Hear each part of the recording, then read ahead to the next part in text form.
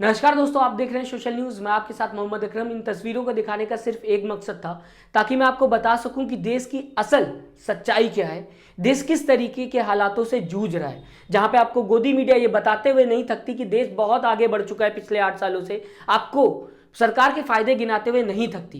लेकिन अगर आप सच्चाई देखेंगे तो आपको लगेगा कि देश के हालात एकदम विपरीत है, एकदम उल्टा है। क्योंकि यूपी की बात करूं, जहां पे बीजेपी की सरकार है, जहां की सरकार ये कहते हुए नजर आती है कि हम इतना ज्यादा सक्षम है कि हम एक परिवार से एक इंसान को नौकरी दे सकते हैं, वहां पे 37 लाख कैंडिडेट ने ग्रुप सी के एग्जाम के लिए फॉर्म भरा है। और बताना चाहूंगा मैं आपको, जहां पे बताया जा रहा है कि 15 और 16 अक्टूबर को एग्जाम होना है। यह भी कहा जा रहा है कि कुछ महज सीटों के लिए इतने ज्यादा कैंडिडेट आ गए, क्या इनमें से आधों को भी नौकरी मिलेगी? ये सोचने वाली बात है।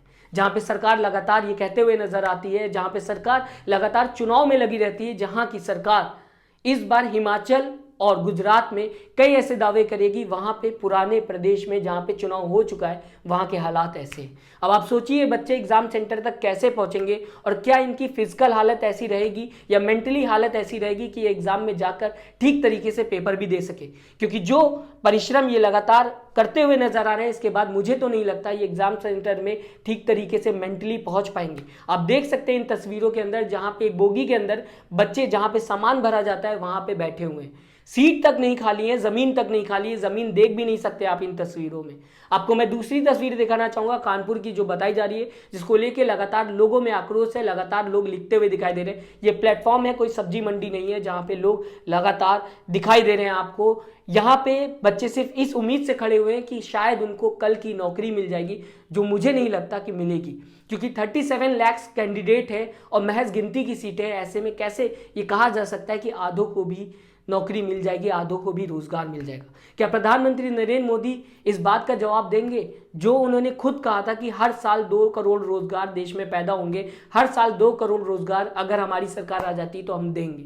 ऐसे में ऐसी तस्वीरें आ रही हैं, इस पे क्या कहना चाहेगी सरकार, जो खुद को ये कहती है कि हम इतना सक्षम है कि हम रोजगार हर एक परिवार के एक इंसान को दे सकते हैं? मैं दोस्तों आपको कुछ तस्वीरें दिखाना चाहूंगा, उसके बाद आपके हाथों में छोड़ दूंगा। आप क्या कहना चाहते हैं, आपकी राय क्या है, किस तरीके से देखते हैं आप नए भारत को? ये तस्वीर देखिए, इसमें बच्चियां किस तरीके से भागते हुए नजर आ रही, बच्चे किस तरीके से भागते हुए नजर आ रहे हैं। आप देख सकते हैं इस तस्वीर में एक स्टेयर है जिसमें इतने ज्यादा कैंडिडेट खड़े हुए हैं। ये सीढ़ियां आप देख सकते हैं कि इसमें सीढ़ियां तक दिखाई नहीं दे रही। ये रेलवे स्टेशन का वो दृश्य है जिसको देखने के बाद लग रहा है कि शायद देश आज 100 साल पीछे जाता हुआ दिखाई दे रहा है, जहां पे लोग आज सिर्फ और सिर्फ रोजगार को लेकर भागते हुए दिखाई दे रहे हैं, जहां पे अनएम्प्लॉयमेंट इतना ज्यादा बढ़ चुका है कि 37 लाख कैंडिडेट ने ग्रुप सी के लिए फॉर्म भर दिया। अब आप समझ सकते हैं यूपी पीईटी एग्जाम के लिए इतने ज्यादा कैंडिडेट सामने आ चुके हैं, जो कि ग्रुप सी का एग्जाम है। अब अगर बात की जाएगी, कई ऐसे कैंडिडेट भी हैं इनमें जो लगातार गुस्सा जाहिर कर रहे हैं, जो लगातार ट्विटर पे लिखते हुए दिखाई दे रहे हैं। आपकी स्क्रीन के सामने कुछ tweet. Visuals of Uttar Pradesh. Student going to appear for PET exams, but there is no unemployment and we are Vishwaguru. एक बहन ने AC टिकट बुक कराया एग्जाम देने के लिए। सेंटर 300 किलोमीटर दूर, लेकिन गेट तक नहीं खोला गया। AC में जनरल की तरह लोग ठुसे हुए थे। सोचो कितनी उम्मीदों का गला घोटा गया होगा। फिलहाल दोस्तों ये पहली बार नहीं है। अब आए दिन देश में ये देखने को मिलता है, जब भी एग्जाम होता है तो ऐसी तस्वीरें सामने आती है जहां पे या तो कैंडिडेट परेशान होता हुआ दिखाई देता है या फिर कैंडिडेट प्रोटेस्ट करता हुआ दिखाई देता है। याद करिए, जब बिहार के अंदर रेलवे का एग्जाम हुआ था तब बच्चे लगातार प्रोटेस्ट करते हुए दिखाई दिए थे, और इस बीच प्रदर्शन इतना ज्यादा उग्र हो गया था कि कई गाड़ियां तक जला दी गई थी। याद करिए, जब इंडियन आर्मी को लेकर बात की जा रही थी उस समय भी प्रोटेस्ट हुआ था, उस समय भी ऐसी तस्वीरें सामने आई थी। यहां तक कि मेडिकल लाइन को लेकर भी ऐसी तस्वीरें सामने आ चुकी है, जहां पे लगातार कैंडिडेट्स प्रोटेस्ट करते हुए दिखाई देते हैं। क्या ये है नया भारत? क्या इसे नहीं दिखा सकती गोदी मीडिया, जो दिन रात आपके सामने हिंदू मुस्लिम करते हुए दिखाई देती? क्या ये देश की सच्चाई देश को नहीं बतानी चाहिए? क्या इन बच्चों को ये नहीं बताना चाहिए कि आप में से आधे लोगों को भी शायद नौकरी ना मिले, तो क्यों इतना ज्यादा परिश्रम करते हुए दिखाई दे रहे हो? क्या सरकार को ये नहीं बोलना चाहिए जो हमने वादे किए थे शायद वो आज देखने को नहीं मिल रहे हैं, और हमें इसके लिए आपके सामने आके कहीं ना कहीं सॉल्यूशन बताना चाहिए, क्योंकि हम अपने वादे को पूरा नहीं कर पाए?